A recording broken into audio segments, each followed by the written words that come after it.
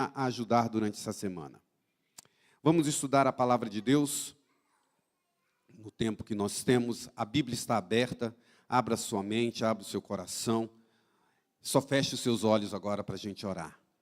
Senhor, o teu livro sagrado está aberto, será estudado. Ajuda-nos a entendê-lo, compreendê-lo e praticar a verdade que vamos estudar.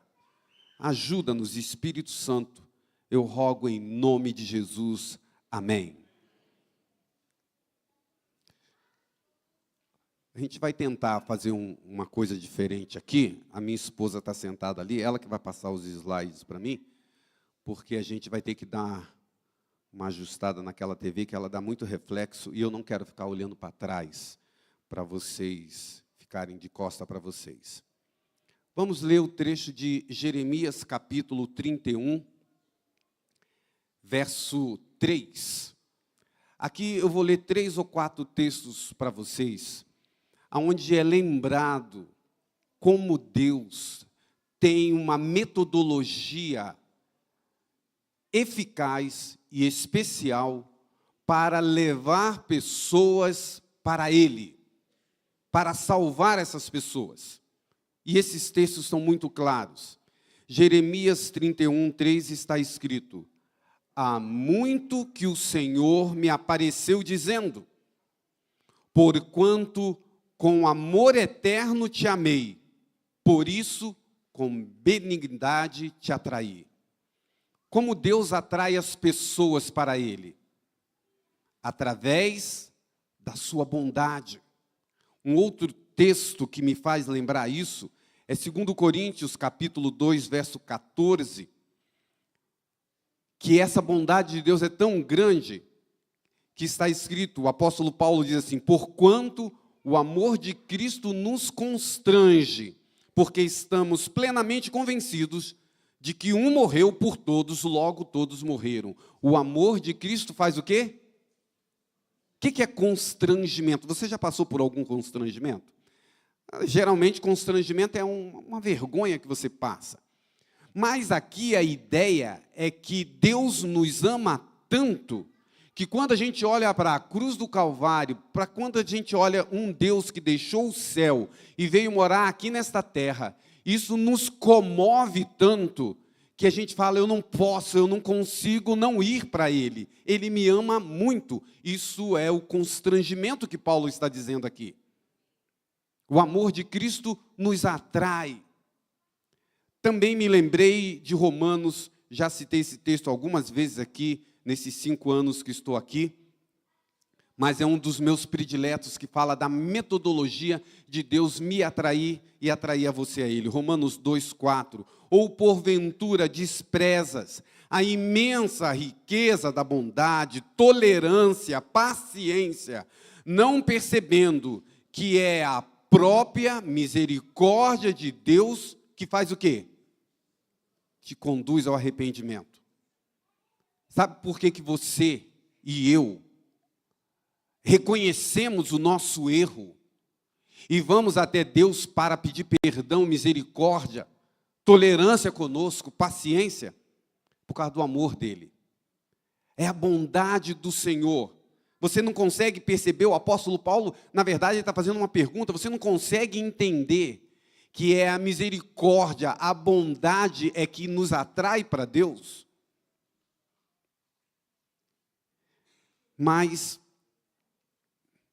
eu me lembro de uma frase que eu não sei aonde eu vi, acho que foi num folheto há muito tempo atrás, que expressa essa ideia, que diz assim: quando eu olho para mim, não vejo como me salvar, mas quando eu olho para Jesus, não vejo como posso me perder. Não é interessante essa frase? Às vezes a gente olha para a nossa mesquinhez, para a nossa pequenez, a gente olha para nossas dificuldades, nossas quedas, e a gente fica assim, não tem jeito, eu sou muito ruim, não tem como eu me salvar. Mas aí você olha para a cruz. Ao olhar para a cruz, lembra da música? Eu me lembro do amor. Sim. Quando a gente olha para a cruz, a gente fala assim, Jesus é especialista, ele tem PhD, ele tem um doutorado, tudo que você imaginar, ele tem expertise em salvar. Ele sabe como salvar, ele tem poder para salvar, e ele quer salvar. Que interessante. Quando olho para mim, não vejo como me salvar, mas quando eu olho para a cruz, não tem como você se perder. Nesta manhã, irmãos, eu quero ainda fazer uma reflexão com vocês, que eu tenho completa certeza que Deus nos atrai a Ele, nos ama, tem bondade, misericórdia. Mas quando eu estudo a palavra de Deus, algo que me tem incomodado e que eu quero compartilhar com vocês, porque a Bíblia também apresenta que esse Deus de amor é um Deus de justiça e que um dia, mesmo a paciência de Deus tem um limite. Vocês sabiam disso? Que mesmo a paciência de Deus tem um limite. E que um dia que esse Deus, que é um Deus de amor, que nos atrai, que morreu na cruz do Calvário, Ele vai exercer a sua justiça. Existe uma frase, que vocês já devem ter visto por aí, que diz que uma pessoa que não é atraída pelo amor de Jesus, que não é atraída pela bondade de Jesus, acaba aceitando o Evangelho e é convertido em algum momento da sua vida, porque passou por alguma dificuldade. Aí alguém cunhou uma frase que vocês conhecem muito bem. Não vem pelo amor, vem pela dor. Um câncer, um atropelamento, uma doença, uma quebra da empresa, um divórcio, eu não sei. Alguém falar, aconteceu algo na vida dele, aí agora sim, ele põe o rabinho entre as pernas e vai para Jesus. Não veio pelo amor, veio pela dor. Será que este é um método do Senhor Jesus de levar pessoas até Ele? Compartilho com vocês o que diz a profetisa do Senhor no livro Atos dos Apóstolos, página 303. Preste atenção, acompanhe ali a leitura. Não faz parte da missão de Cristo compelir as pessoas a recebê-lo. É Satanás e homens manejados por seu espírito que procuram forçar a consciência. Sob pretenso zelo pela justiça, homens confederados com anjos maus levam algumas vezes o sofrimento a seus semelhantes para convertê-los às suas ideias de religião.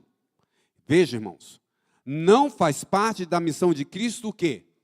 Compelir as pessoas, forçar as pessoas. Continuando o texto, diz assim, mas Cristo está sempre mostrando o quê, irmãos? Misericórdia, sempre procurando salvar pela revelação do seu amor. Ele não admite rival no coração, não aceita serviço parcial, deseja somente serviço voluntário. Voluntária entrega do coração, constrangido pelo amor. Irmãos, não está no rol de metodologia de Deus levar alguém a Ele pela dor. Quem é que leva as pessoas a Ele pela dor? Segundo a revelação aqui, Satanás. Deus sempre é pela misericórdia, pelo amor que Ele atrai as pessoas, porque Ele quer um serviço não por medo, mas um serviço voluntário, porque você foi constrangido pelo que Ele fez por você. Mas veja, irmãos, entrega de coração constrangido pelo amor. Algo que me chama a atenção nesse texto é que Deus, eu me lembro do pastor Mascarenhas Viana, já falecido, grande pregador. E uma frase que ele falou de impacto, que nunca mais eu esqueci, falando sobre essa questão de servir a Deus inteiramente, ele fala assim, coração dividido é coração de ninguém. O diabo aceita que você, jovem, de manhã esteja aqui no culto e à noite nas baladas da vida por aí tomando bebida alcoólica. Para o diabo não tem problema nenhum. Ele não tem ciúme que você venha à igreja de manhã e à noite leve a vida louca. Para o diabo dá tudo bem. Só que para Deus não. Deus não aceita isso. Ele quer você inteiro, não parcial. Mas, irmãos, existe uma história na Bíblia que eu quero recordar com vocês nesta manhã, que fala um pouquinho sobre quando Deus exercerá a sua justiça e a misericórdia dele que nos atrai não terá mais lugar. Essa história é bem conhecida. O rei Davi, está lá em 1 Crônicas 21, verso 1 a 7. O rei Davi, ele se exaltou, achou que era o rei da cocada preta. Em dado momento do reinado dele, e ele, sem a ordem de Deus, teve uma ideia maravilhosa. Eu vou contar ao povo de Deus para ver o quão poderoso eu sou, quantas pessoas eu cuido. E ele fez isso. E instigado por Satanás, segundo o texto bíblico, 1 Crônicas 21. Então Satanás se levantou contra Israel e incitou Davi a numerar Israel. E este negócio também pareceu mal aos olhos de Deus. E por isso, por parecer mal, Deus o quê? Feriu Israel. Continuemos a leitura. Então disse Davi a Deus, quando Deus chamou a atenção dele, através do profeta Gade, ele caiu em si, se arrependeu, e o que ele falou? Gravemente pequei em fazer este negócio. Porém agora, ser servido, tirar a iniquidade de teu servo, porque procedi muito loucamente. E na sequência, Gade veio a Davi e lhe disse, assim diz o Senhor, escolhe para ti. Deus perdoou Davi, mas mediante uma condição. Isso aqui é interessante.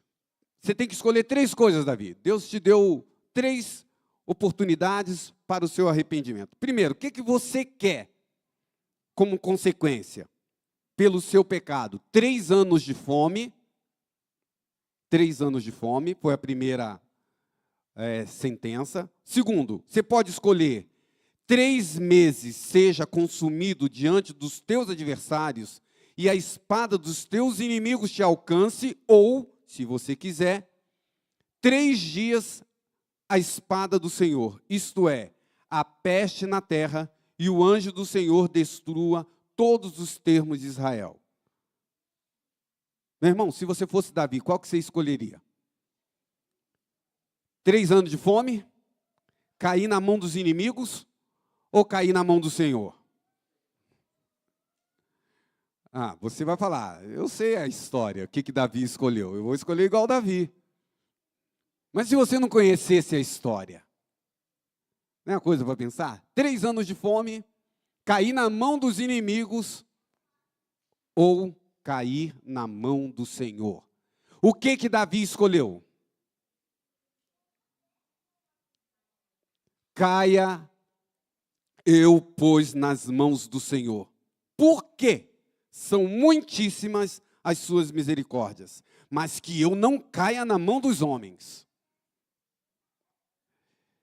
Irmãos, quando você vê uma sentença, um julgamento aqui na terra, tem juiz, tem promotor, tem advogado de defesa, você olha tudo aquilo, as testemunhas, e a gente sempre fica assim, é perfeito um julgamento de um ser humano?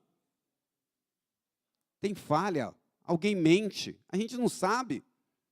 Pode ser que a gente sabe de histórias de pessoas que foram condenadas à morte eterna, condenadas à morte lá nos Estados Unidos, e que reverteu esse quadro, porque descobriram através do DNA agora que aquele homem não tinha estuprado a pessoa, e ele estava lá na cadeia de maneira equivocada, justiça errada. Mas agora Davi fala assim, eu quero cair na mão do Senhor, o justo juiz, ele sabe de tudo. Mas o que me chama a atenção nesse texto, irmãos, por que Davi escolheu cair na mão do Senhor? Porque, mesmo quando Deus julga com justiça, o que tem no meio? Misericórdia. E sabe, nessa história, irmãos, quando Davi escolheu cair na mão do Senhor, veio um castigo sobre o povo de Israel, misturado com misericórdia. Amém? Mas sabe o que me chama a atenção, irmãos? Leia o texto comigo. Olha só. Qual foi a sentença que Deus mandou sobre Israel, misturado com misericórdia? Mandou, pois, o Senhor a peste a Israel. E caíram de Israel quantos? Isso porque estava com misericórdia. 70.000 pessoas morreram. Porque a misericórdia estava no meio. Se não tivesse misericórdia, quem ia morrer? A nação inteira. A nação inteira morreria. Mas vocês veem que mesmo com misericórdia foi uma coisa dura? 70.000 pessoas, pelo erro do rei, caiu sobre a nação. Queridos, Davi expressa esse texto. Vou esperar um pouquinho. Ele diz: caia eu, pois, nas mãos do Senhor, porque a misericórdia do Senhor é grandíssima. Em Hebreus capítulo 10, está escrito assim, irmãos: dura coisa, terrível coisa, é cair nas mãos do Deus vivo. Nós estamos, irmãos, pensando aqui sobre o tempo do fim e a proximidade da volta do Senhor. Vocês sabem que eu tenho pregado aqui que a minha ideia, mais do que se preocupar com decreto dominical, perseguição, a gente tem que preocupar com o dia de amanhã. Se você vai estar vivo amanhã. Não faz muito tempo, ainda estava lá nas minhas férias lembrando, né? E essa semana, como é que é aquela questão que a Bíblia fala, né? As suas obras o acompanham. Porque eu estava lembrando do Ricardo, que a gente perdeu tão recentemente aqui, nosso irmão Ricardo. E essa semana, ontem, a diretora do Madre Iva me ligou para pedir ajuda, porque o Ricardo tinha um programa, junto com os alunos, de distribuição de marmita para as pessoas aqui na cidade que têm necessidade. E agora ele não está mais aqui. E ela ligou para mim e falou assim: pastor, tem algum substituto para o Ricardo? Que a gente vai fazer a ação. Eu falei: meu pai do céu, quem será? E aí a gente conseguiu uma pessoa, o irmão Erasmo aqui, Parque Alexandre, que também fazia o trabalho, vão estar lá com eles. A irmã Piedade ajuda lá na cozinha, eles estão hoje à tarde distribuindo marmita aí. As suas obras o acompanham. Eu lembrei desse texto quando ela me ligou ontem. O Ricardo, as obras dele continuam. E sabe, irmãos, quando Jesus voltar aqui à terra, haverá um julgamento, ou agora o momento que Deus vai dar a sentença do julgamento que está acontecendo agora lá no céu. É assim que a gente crê. O julgamento já está acontecendo. E quando ele volta, tem a sentença. E uma das sentenças está em Apocalipse 14, verso 10. Irmãos, o que está no livro de... O que está no capítulo 14 de Apocalipse? Quem é que lembra isso? Só assim, uma coisa muito importante. Apocalipse 14. 3 mensagens angélicas. E no meio das 3 mensagens angélicas, onde é conclamado um povo para dizer para todos: sai dela, povo meu, chegou a hora do juízo. Tudo isso tem um verso 10, que diz assim: que os perdidos, os que forem condenados, também beberá do vinho da ira de Deus, que se deitou, não misturado, no cálice da sua ira. Irmãos, vamos conectar as coisas. Davi pecou, Deus disse para ele escolher, ele escolheu cair na mão do Senhor, porque tinha misericórdia, 70.000 morreram. Agora em Apocalipse está dizendo que lá no fim, a ira do Senhor vai se manifestar sobre os ímpios, sem mistura. Não misturado. Misturado com o quê? Não terá mais misericórdia. Sabe, irmãos, Às vezes tem uns textos na Bíblia que a gente fica assim pensando, né? Mas a Bíblia vai se completando. Porque você lembra que Jeremias diz assim: as misericórdias do Senhor são as causas de não sermos consumidos, elas se renovam a cada manhã, e as misericórdias do Senhor não têm fim.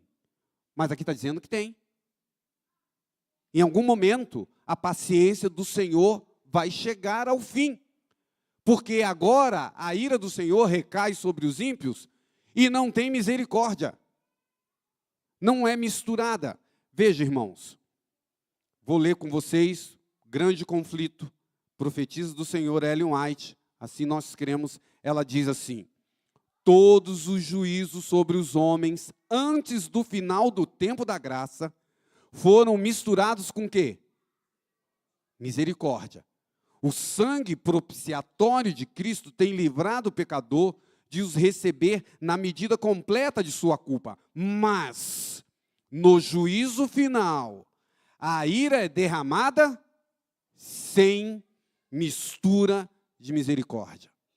Irmãos, não quero fazer aqui, não sei se vocês já ouviram, é muito conhecido, vocês já ouviram falar sobre o inferno de Dante? Na Idade Média, Dante escreveu alguns livros onde ele compelia as pessoas a irem para a igreja a partir do medo. Ele falava do inferno. E ele dizia que aqueles que não seguissem a Deus iam para o inferno. E ele descrevia o inferno, o sofrimento no inferno. E as pessoas morrendo de medo faziam o quê? Iam para a igreja. Mas nesta manhã, irmãos, eu estou aqui abrindo a palavra do Senhor.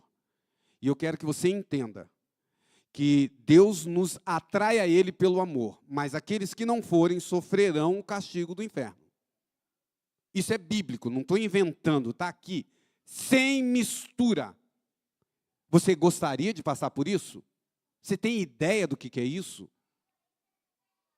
Continuemos aqui, irmãos, olha só. Será que um Deus de amor combina com um Deus irado? Você consegue ver? Vamos pensar no Deus encarnado do Senhor Jesus. Jesus andava fazendo bem. Mas você lembra de alguma situação que Jesus se irou? Ficou bravo? Vocês lembram? No templo, tinha um monte de vendilhões vendendo coisas na casa do Senhor, na casa dele, na casa do Pai. Quando ele chegou lá, como é que ele ficou? Ficou nervoso. Irmãos, diz lá que ele pegou o azorrague, um tipo de chicote, levantou, e o que ele fez com os vendilhões? Expulsou. A casa do meu pai não é casa de venda. Expulsou. E eu não sei, irmãos, a gente não consegue conectar a imagem de Jesus irado, né? Mas ele se irou. Ele ficou bravo.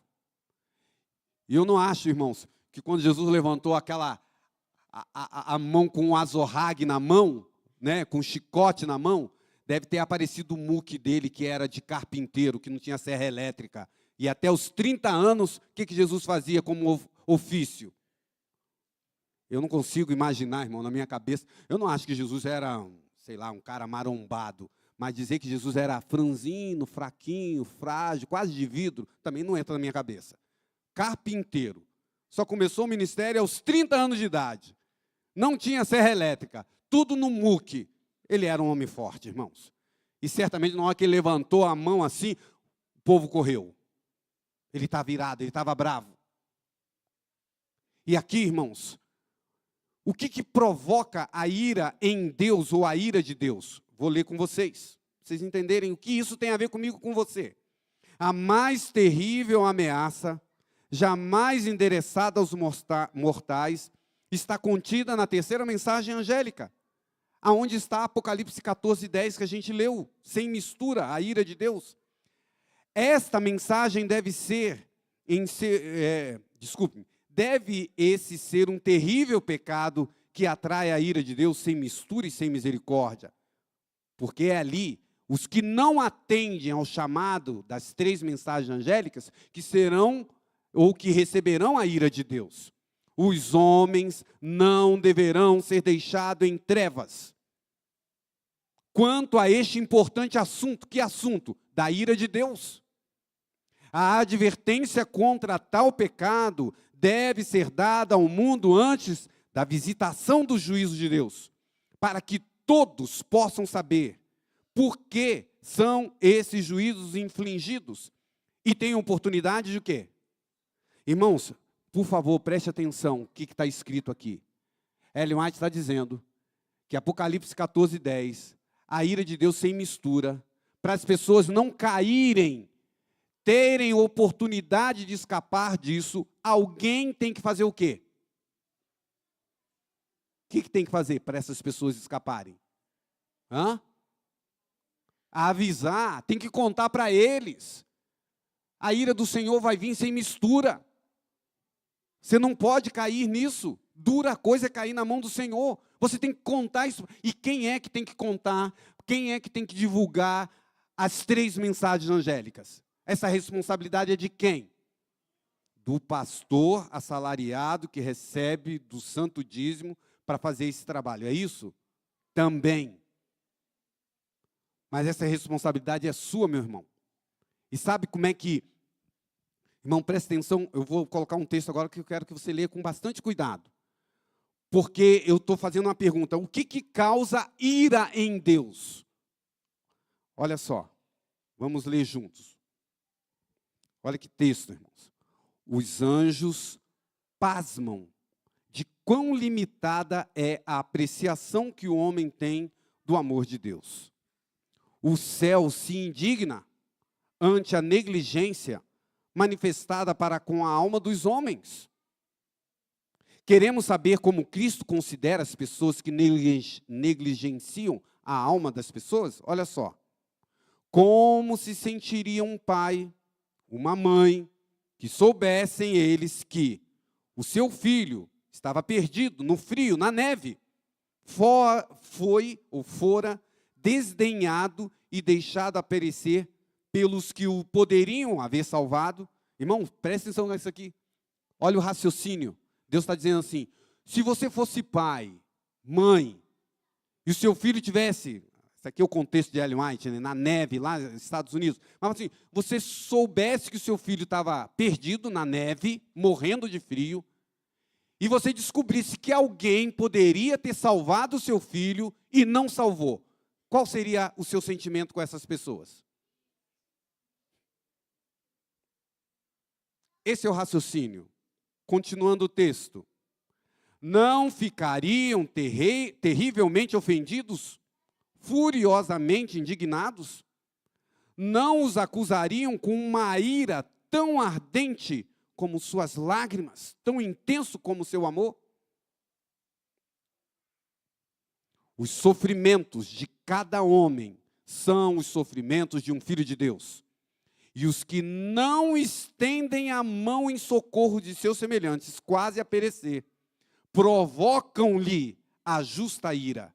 Esta é a ira do Cordeiro. Irmãos, o que deixa Deus irado? Falem para mim. O que provoca a ira em Deus?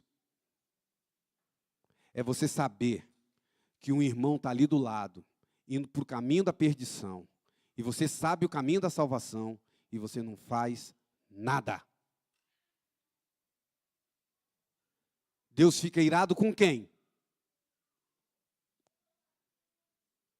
Com quem não levou a mensagem. Essa responsabilidade é sua, meu irmão. É minha. E isso me preocupa. Porque esse assunto, Ellen White coloca assim, um assunto urgente, importante, a gente tem que alertar as pessoas, para elas fugirem da ira do Senhor. Mas se nós não alertarmos, nós mesmos vamos passar pela ira do Cordeiro. Os que não contaram. Dura coisa, irmãos, é cair nas mãos do Senhor. Por isso, Isaías diz, buscai ao Senhor enquanto se pode achar. Invocai-o enquanto está perto. Meu irmão, ainda dá tempo da gente mudar. Ainda há tempo. A história de Acã, eu quero terminar com ela, porque me impacta, porque eu quero te levar a uma reflexão para que você tenha hoje uma atitude diferente. Primeiro, uma atitude de arrependimento. Senhor, tenha misericórdia de mim. Ainda dá tempo. Vocês lembram da história de Acã? Josué, capítulo 7, levou as coisas que eram consagradas para o templo e as coisas consagradas para a destruição para dentro da sua casa. E a história é impactante porque diz que Acã, quando foi descoberto, ele falou assim, é verdade, eu peguei uma boa capa babilônica e um pouco de prata e ouro e levei para minha casa. E ele foi destruído junto com a família. E ali, Ellen White fala sobre o momento em que Acã foi descoberto. E isso me impacta. Acã reconheceu sua culpa quando era demasiado tarde para a confissão o beneficiasse. Irmãos, ainda há tempo. Você ainda pode ter o benefício hoje da confissão. Não proferiu confissão alguma até que o dedo de Deus se pôs sobre ele. Então, quando o seu pecado não mais poderia ser escondido, ele falou, é verdade. E olha aqui, irmãos, Acã não teria confessado seu crime se não tivesse esperado com isso evitar as consequências do mesmo. Ele estava com medo da consequência. Não havia genuíno arrependimento do pecado, nem contrição, nem mudança de propósito, nem aversão ao mal. Quão frequentemente se fazem confissões semelhantes. Há uma grande diferença entre admitir fatos depois que os mesmos foram provados e confessar pecados apenas conhecidos por nós e por Deus. Sabe aquela história assim, irmãos? O cidadão tinha duas famílias, uma lá em Sorocaba e outra lá no litoral. Aí quando ele estava no litoral, ele falou assim, vou viajar, vou para Sorocaba. E quando ele estava em Sorocaba, vou trabalhar lá em Santos.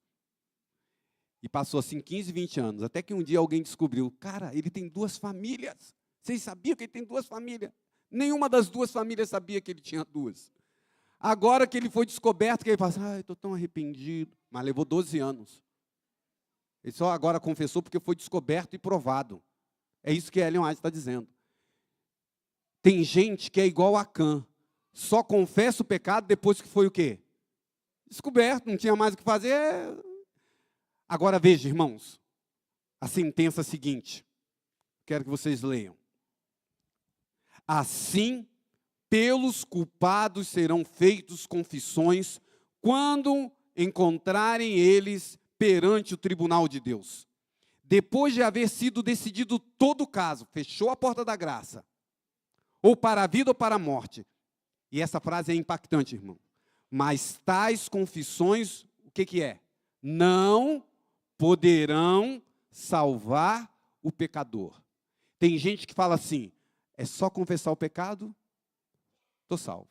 Mas vai haver um momento que só quando Deus apontar para você e falar assim, lembra dos pecados? Então, é verdade, Senhor, eu pequei. Então, agora a confissão não resolve mais. Já foi decidido o seu caso. Mas, irmãos, hoje, 6 de agosto, o seu caso ainda não foi decidido, amém? Então, confesse o seu pecado de uma maneira genuína. E um dos nossos pecados, irmãos, é que a gente tem vivido uma vida acomodada na pregação do Evangelho. Irmãos, você gosta do mundo que você vive? Quando você liga a televisão, você vê desgraça, você vê gente sofrendo. Na quinta-feira eu fui levar o meu carro aqui embaixo para consertar. Fiquei esperando os 40 minutos ou mais, enquanto consertava. E fiquei ali na sala de espera. E nesses lugares sempre tem uma TV passando alguma coisa, não é? E eles gostam de escolher uns canais maravilhosos. Estava lá na Record, os 40 minutos que eu fiquei ali, só notícia ruim. Do Brasil inteiro. Ele só escolhe assim, matou, estrupou, esfaqueou, e tudo. Eu falei, meu pai, uma pessoa que fica o dia inteiro ligado nesse canal, ele tem depressão. Ele fica doente. Só notícia ruim. Irmãos, você está contente com o mundo que você vive? Está bom para você? Você tem a sua casa? Tem um emprego? Tem um carrinho legal? Jesus não precisa vir então. E o seu irmão? O seu vizinho? O seu parente? Seu amigo que está sofrendo? Você quer? Irmãos, é isso que a gente precisa entender. nós temos o poder de apressar a volta de Jesus. Como? E este evangelho do reino será pregado a toda a gente, e então virá o fim. Você quer realmente ir para o céu? Tem um jeito. Morre. Se você morrer, tranquilo. Jesus já voltou para você. Mas a gente quer viver, não quer? Mas tem um jeito, irmãos. Se arrependa hoje do seu pecado. Último texto, irmãos. Olha só que texto. Profetiza do Senhor. Vamos ler juntos? 1, 2, 3 e já. Quando Cristo cessar de interceder no santuário, será derramada a ira. É isso aí. A ira sem mistura. Igreja, quero fazer um apelo para você. Você veio aqui hoje porque você quer ser diferente do que você é, não é isso? Melhor do que você é. Quem de vocês gostaria, primeiro, Senhor, eu tenho um pecado que só eu e o Senhor conhecem, mas eu não confessei até hoje. E eu não sei, Senhor, o que vai acontecer comigo quando eu sair daquela porta ali. Escorregar naquela escadaria lá, bater a cabeça e morrer. Não sei. Então a sua chance é agora. Hoje. Quantos de vocês gostariam, primeiro, se arrepender de verdade, confessar o seu pecado, pedir poder a Deus para não pecar mais, aquele pecado secreto que só Deus e você sabe. Mas você fala, isso está me incomodando, isso vai me tirar do céu. Eu quero que você venha aqui à frente, que eu quero orar com você. Um outro é, Senhor, eu não posso ficar calado. Eu preciso contar para os outros, eu preciso insistir para que essas pessoas não recebam sobre ela a ira do Cordeiro, sem misericórdia, quando Deus vier. Vem aqui à frente também, irmãos. É agora, vem, por favor, que eu quero orar por você. Quer confessar seu pecado, que só você e Deus sabe? É hoje, não é amanhã. Quer pedir a Deus força, inteligência, capacidade para pregar o Evangelho em todas as oportunidades que você tiver? Vem aqui, se consagre ao Senhor. Fala, Senhor, eu quero ser esse pregador. Se não conseguir vir aqui, fique em pé aí, onde você está. Mas essa é uma oração realmente de transformação. Faça isso de coração, não fingido. Para que a gente seja uma igreja relevante, diferente. Nós vamos ter uma semana, irmãos. Eu já tenho orado pelo pastor Cidral. Ele é um homem de Deus. E que essa semana, irmãos, você traga a sua parte, traga alguém. Faça força para isso. Começa a ligar hoje, cara, você precisa ir. Vai acontecer algo diferente na sua vida. Você não pode cair na mão de um Deus que vai trazer a sua ira sem misericórdia. Senhor, aqui estão os teus filhos, todos nós. Nós entendemos no estudo da tua palavra que o Senhor nos ama tanto que esse amor nos atrai a ti, que esse amor nos constrange, que é a bondade do Senhor que nos leva ao arrependimento. E é por isso que alguns de nós estamos aqui à frente, confessando o nosso pecado e pedindo misericórdia, Senhor. Antes que a porta da graça se feche, nós estamos aqui clamando, ajuda-nos, Senhor. A vida do cristão é uma luta. Às vezes a gente cai, o Senhor nos levanta. Senhor, que a gente consiga olhar para frente e ver a salvação na nossa vida. Mas também, Senhor, nós viemos aqui para te dizer, tenha misericórdia de nós pela nossa negligência, em não alertar as pessoas de que a ira do Senhor virá sem misericórdia. E que elas deverão escapar disso ao aceitá-lo hoje como seu Salvador, porque a porta da graça ainda está aberta. Ajuda-nos, Senhor, como igreja, como teus filhos, a olhar cada oportunidade, ter no coração a intenção de salvar, de trazer pessoas. Talvez é um filho, um cônjuge, um vizinho, um patrão, um empregado. que todos sejam olhados por nós como pessoas que merecem o céu. Ajuda, Pai, esta igreja. Nos consagramos, entregamos a nossa vida em Tuas mãos. Em nome de Cristo oramos. Amém. Fica aqui, irmãos. Nós vamos cantar o último hino. Da onde você está mesmo. Mãos. Que a gente una as nossas mãos. E quando estiver cantando, segura a mão do teu irmão. E faz como a gente fazia no passado. Erga a mão assim, para não mostrar a nossa unidade. Vamos esperar a letra ali. E a gente já canta juntos.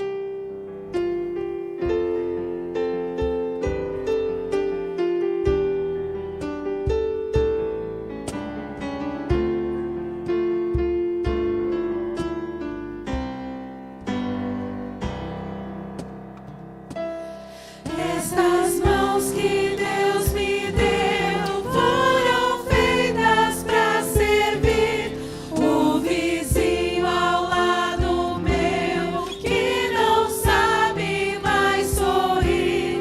Através das minhas mãos eu pretendo lhe mostrar o sorriso de Jesus.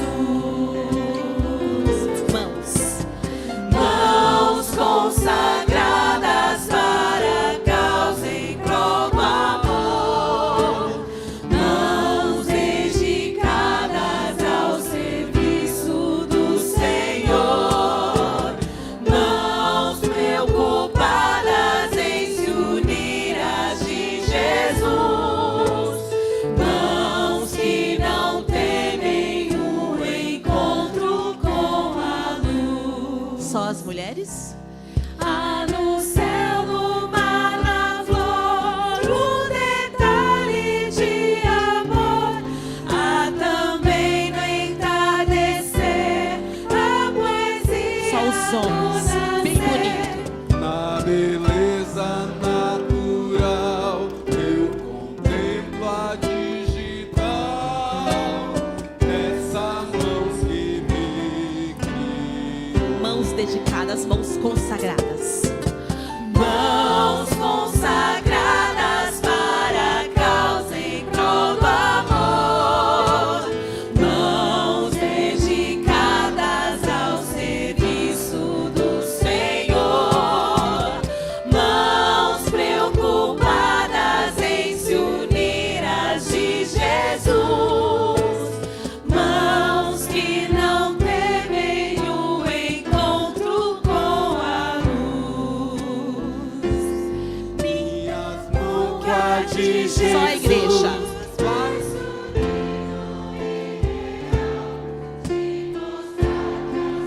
Nossas mãos, nossas mãos.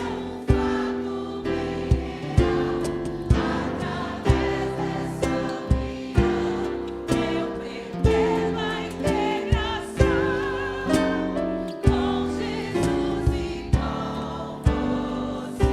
Todos juntos, vamos terminar essa música linda. Mãos consagradas para a causa em prol do amor, mãos dedicadas ao serviço do Senhor, mãos preocupadas em se unir às de Jesus, mãos que não temem o encontro com a luz. Amém. Que a graça de Jesus, o amor de Deus, o nosso Pai, e que a comunhão do Santo Espírito esteja sobre cada um de nós, em nome de Cristo. Amém e amém.